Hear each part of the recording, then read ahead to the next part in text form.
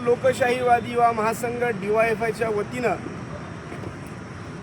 माननीय जिल्हाधिकारी यांना आम्ही निवेदन दिलेलं आहे। या पाठीमागचं कारण म्हणजे या देशाचे सरन्यायाधीश ज्यांना आम्ही न्याय मागतो, ज्यांना आम्ही देव म्हणून संबोधतो, असे सरन्यायाधीश एका सुनावणी प्रकरणी या देशातल्या तरुणांना झुरळ म्हणून त्यांनी संबोधलेलं आहे। तर पहिल्यांदा मी त्यांचं अभिनंदन करतो आणि त्यांचे आभार पण मानतो।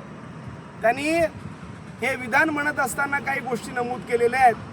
त्यांनी म्हटलं या देशामध्ये बेरोजगार तरुण आहेत, या बेरोजगार तरुणांच्या हाताला काम नाही।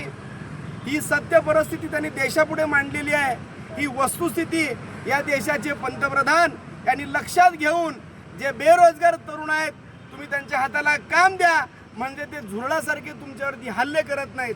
म्हणून या सरन्यायाधीशांनी जो विधान केलेलं आहे ते विधान करत असताना वस्तुस्थिती मांडलेली आहे, पण वस्तुस्थिती मांडत असताना युवकांची तुलना त्यांनी झुरळांशी केली। या वक्तव्याचा आम्ही निषेध करण्यासाठी या ठिकाणी आलो आणि आम्ही सनदशीर मार्गाने कायदेशीर पद्धतीने जिल्हाधिकाऱ्यांना निवेदन दिलेलं आहे। खरं तर आज आम्ही जिवंत झुरळ या अधिकाऱ्यांच्या खोलीत सोडणार होतो, परंतु त्या प्राण्यांचं, त्या मुख्या प्राण्यांचं देखील जीवाचं बळी न घेणं हे देखील त्यांचं अधिकार कुठेतरी हिरावल्यासारखं होईल।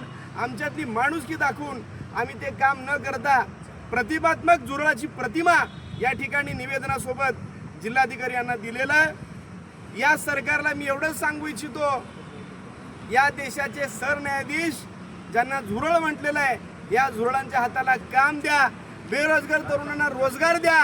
जर तुम्ही नाही दिलात तर नक्कीच या व्यवस्थेवरती हे झुरळ हल्ले केल्याशिवाय राहणार नाही।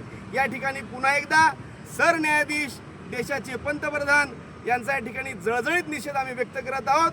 आंदोलनाचं पहिल्या टप्प्यातलं काम या ठिकाणी आम्ही पुढे आणलेलं आहे। याहून अधिक तीव्रतेनं, अधिक उग्र स्वरूपात पुढच्या आंदोलनाची दिशा राहील अशी या ठिकाणी मी सरकारला आजच्या या आंदोलनाच्या निमित्ताने इशारा देतोय।